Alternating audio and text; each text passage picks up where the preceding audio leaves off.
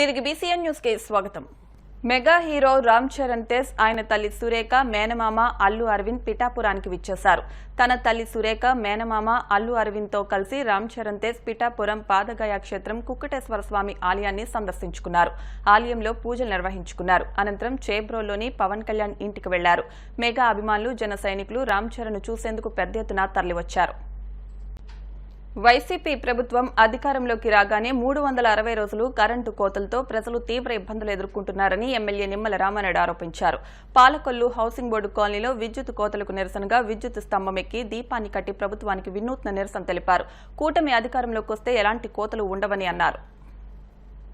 Current అనేది ఒక నిత్యావసర వస్తువు అయిపోయినటువంటి పరిస్థితి. ఒక పూట భోజనం లేకపోయినా పర్లేదు కానీ ఒక గంట కరెంట్ లేకపోతే ఉండలేనటువంటి పరిస్థితి. అందులో కూడా ప్రత్యేకించి మా పాలకొల్లులో చిన్నపాటి వర్షం వచ్చినా చిన్నపాటి గాలి వచ్చినా కూడా గంటల తరబడి కరెంటు కోతలతో ప్రజలు అల్లాడిపోతున్నటువంటి పరిస్థితి. దీనికి గల కారణం ఏంటని ఆ రోజు కూడా నేను 2014-19 ఎమ్మెల్యేగా ఉన్నప్పుడు ఆ రోజు నేను చూస్తే పాలకొల్లులో దగ్గర 20-25 ఏదైతే 33 కప్ స్టేషన్స్ ఏవైతే ఉన్నాయో వాటికి పవర్ సప్లై అంతా కూడా అటు నర్సాపురం ఇటు భీమవరం అంటే 15-20 కిలోమీటర్ల దూరం నుంచి రావడంతో చిన్నపాటి వర్షం వచ్చినా ఈ వైర్లకు కానీ ఇతరత్ర ఏదైనా ప్రాబ్లం వస్తే గంటల సమయం పడుతూ ఉంది. పాలకొల్లు, పెనుగొండ, భీమవరం ఉండి కాన్స్టిట్యున్సీలకు అయితే స్థానికంగానే 132 సబ్ స్టేషన్ ఉండటంతో కొంత వాళ్ళకి ప్రాబ్లం లేకుండా ఉంది. బట్ పాలకొల్లుకి లేకపోవడంతో ఈ సమస్య వస్తుందనే ఉద్దేశంతో ఆ రోజు ముఖ్యమంత్రి చంద్రబాబు నాయుడు గారి దృష్టికి ఈ యొక్క సమస్యను ఆ రోజు తీసుకెళ్లడం జరిగింది. 26/2016 చాలా క్లియర్ గా శాంక్షన్ ఆఫ్ 132 kV సబ్స్టేషన్ అని చెప్పి దానికి immediately honourable chief minister has directed that this proposal be sanction immediately అని ఆ రోజు కూడా డైరెక్ట్ గా సీఎం గారు శాంక్షన్ మరి దానికి ఇవ్వడం జరిగింది. కాకపోతే ఈ యొక్క ల్యాండ్ కోసం ఇబ్బంది వచ్చి మళ్ళీ కొంచెం డిలే అయింది. డిలే అయినప్పుడు చాలా క్లియర్గా ఎవరైతే ఎలక్ట్రికల్ కూడా మరి ఎంఆర్ఓ కూడా లెటర్ పెట్టడం జరిగింది. మీ మండలంలో ఏదైతే land private or government land ఏదైతే సూటబుల్ ఉంటే 132కి ఇవ్వమని చెప్పేసి లెటర్ పెట్టడం జరిగింది. దీనిపై ఆ రోజు ఉన్నటువంటి తహసీల్దారు మళ్ళీ రిప్లై కూడా చాలా క్లియర్గా ఆ రోజు మన రాజు గారు ఆయన కూడా ఇవ్వడం జరిగింది.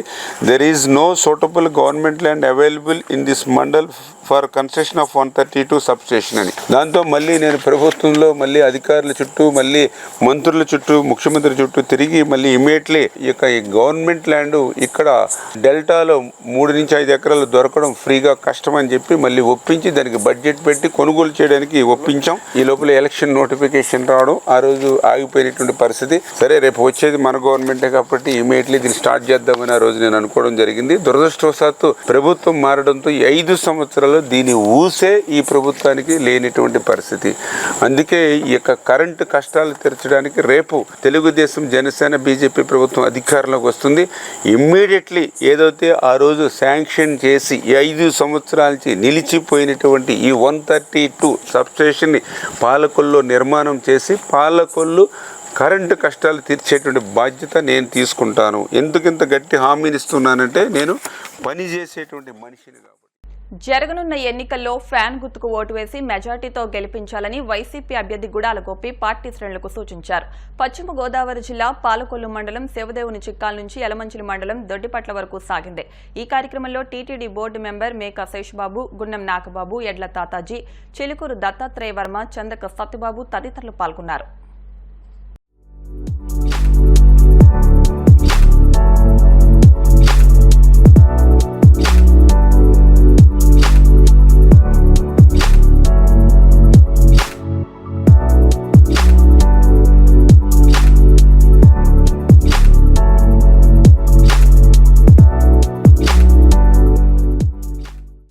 పశ్చిమ గోదావరి జిల్లా పాలకొల్లు నియోజకవర్గంలోని పలు గ్రామాల్లో ఎమ్మెల్యే సతీమణి సూర్యకుమారి మన పాలకొల్లు మన రామానాయుడు ఇంటింటికి ప్రచారం నిర్వహించారు. ఎక్కడికి వెళ్లినా కూటమి సభ్యులు విజయం సాధిస్తారని ప్రజలు చెప్పడం ఆనందంగా ఉందన్నారు.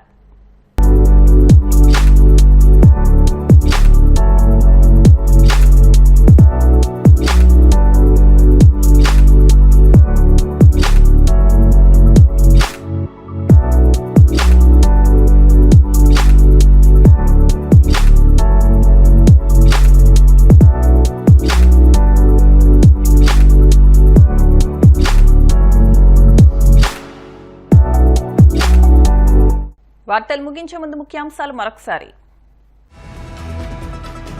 ప్రశాంత వాతావరణంలో ఎన్నికల నిర్వహణకు పటిష్ట ఏర్పాట్లు ప్రతి ఒక్కరూ సహకరించాలన్న కాకినాడ కలెక్టర్ నివాస్.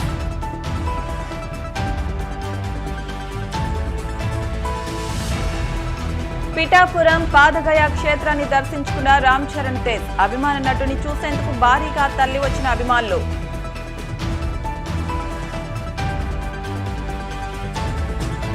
పోలింగ్ రోజున సమస్యలు సృష్టిస్తే చర్యలు తప్పవన్న కడప ఎస్పీ సిద్ధార్థ్ కౌశల్. ప్రతి ఒక్కరూ సహకరించాలంటూ ప్రజలకు విజ్ఞప్తి.